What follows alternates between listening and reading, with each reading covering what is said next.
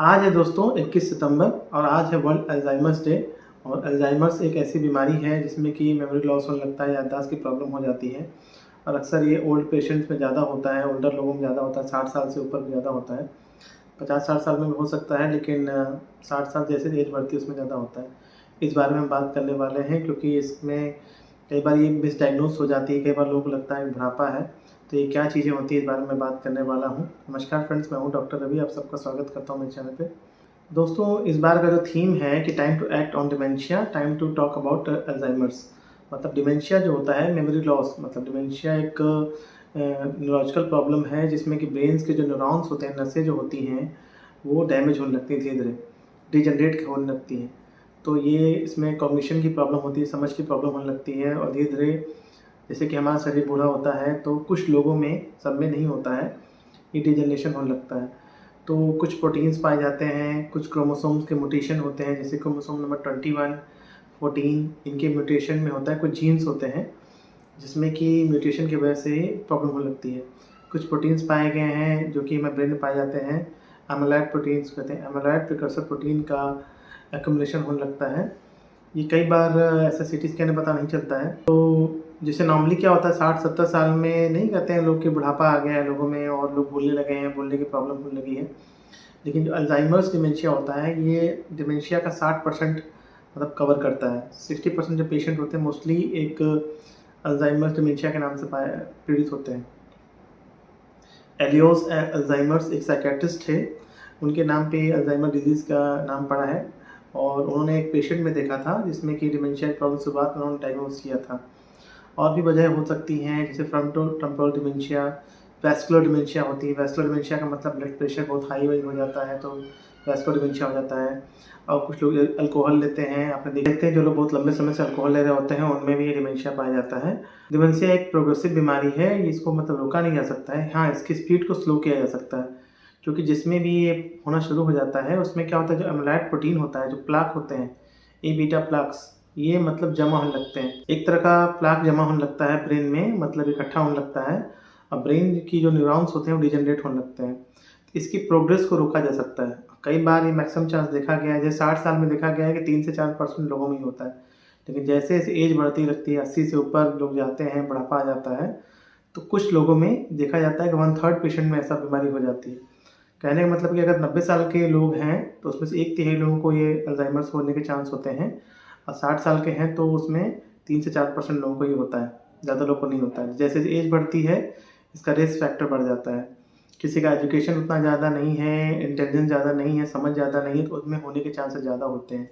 Head trauma हो गया है, किसी को चोट लग गई है, मान लीजिए बहुत तगड़ी ब्लड लॉस हो गया, कुछ हो गया, तो उसमें भी क्या होता है, ब्रेन की एट्रोफी होने के चांसेस ज़्यादा होते हैं। तो सीटी स्कैन में क्या फाइंडिंग मिलती है? सीटी स्कैन में फाइंडिंग मिलती है ब्रेन की एट्रोफी दिखाता है कि ब्रेन मतलब सिकुड़ रहा है और जो वेंट्रिकल्स होते हैं वो डायलेट हो रहे होते हैं। ये सब थोड़े टेक्निकल टर्म्स हैं। मोटा-मोटी पहचानने के लिए ये होता है कि जो अल्ज़ाइमर्स के पेशेंट होते हैं, भूलने वाले पेशेंट्स होते हैं, उनके शॉर्ट टर्म मेमोरी लॉस होती है। थोड़ी-सी चीज़ों को मतलब तुरंत की चीज़ों को भूलने लगते हैं। सुबह क्या खाना खाया और मतलब कहाँ जाना है, वो चीज़ें धीरे-धीरे भूलेंगे, एकदम से नहीं भूलेंगे। और उसके बाद धीरे-धीरे अगर उसको वहाँ नहीं रोका गया तो उनके लैंग्वेज पे असर पड़ सकता है, उनके बिहेवियर पे प्रॉब्लम हो सकती है। और फिर चीज़ें ब्रश करना भी भूलने लगते हैं, अगर बहुत समय बीत गया हो तो। नहाना भूल जाएँगे, दवा खाना भूल जाएँगे। इन सब चीज़ों से क्या होता है, उनको चिड़चिड़ापन होने लगता है।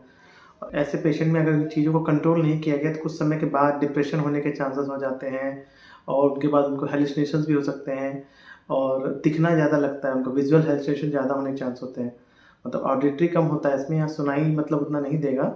यहाँ पे उनको लगेगा कि कोई उनको दिखाई दे रहा है, कोई भूत दिखाई दे रहा है और कुछ पकड़ेंगे ऐसे करके, और इस तरह की मानसिक बीमारी हो सकती है।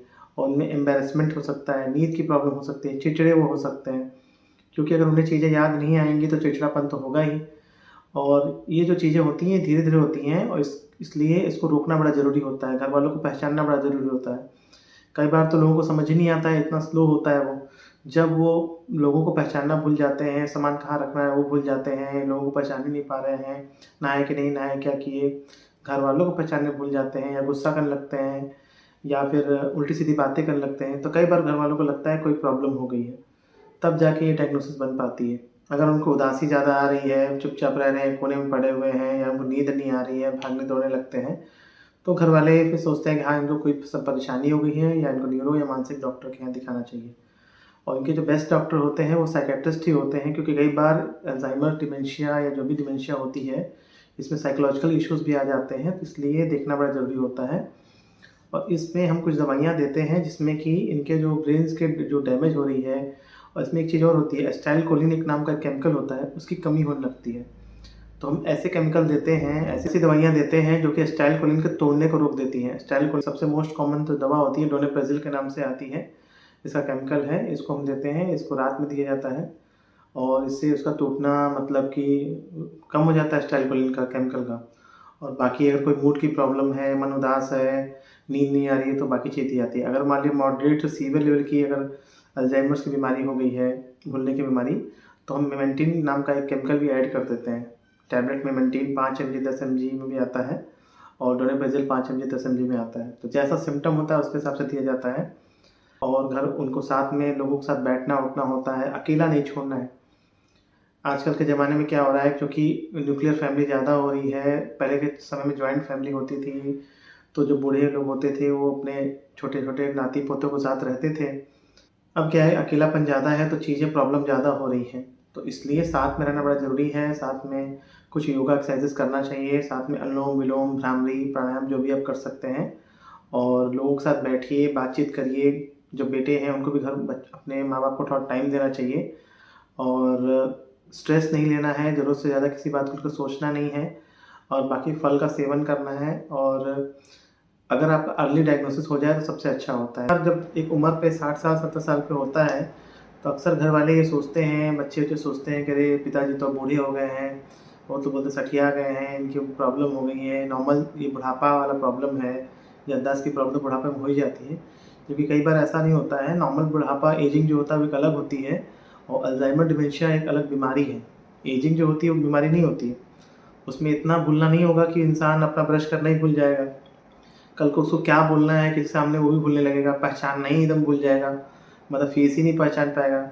समझ रहे हैं, इतना सीवियर लेवल तक ये अल्जाइमर्स हो सकता है। मतलब बेड पे इंसान आ सकता है, वो खाना खाना भूल जाएगा, वो अपनी दवाइयाँ लेना भूल जाएगा, अपना केयर करना भूल जाएगा। इतनी प्रॉब्लम तो नहीं होती ना बुढ़ापा में। नॉर्मली एक इंसान जो बूढ़ा होता है उसको इतना प्रॉब्लम नहीं होता, एजिंग तो होती है, एक एज पे सब चीज़ बुढ़ापा आती है, लेकिन इतना बुढ़ापा नहीं आ जाएगा कि इंसान सब कुछ भूल जाएगा। इसलिए इस बार का थीम ये है कि भाई डिमेंशिया के बारे में बात करना है, अल्जाइमर्स के बारे में बात करना है। इसलिए आज मैं टाइम निकाल के ये वीडियो बना रहा हूँ, क्योंकि अल्जाइमर्स के बारे में बात करनी है और जितना ही इस बारे में बात करेंगे उतना ही अच्छा होगा।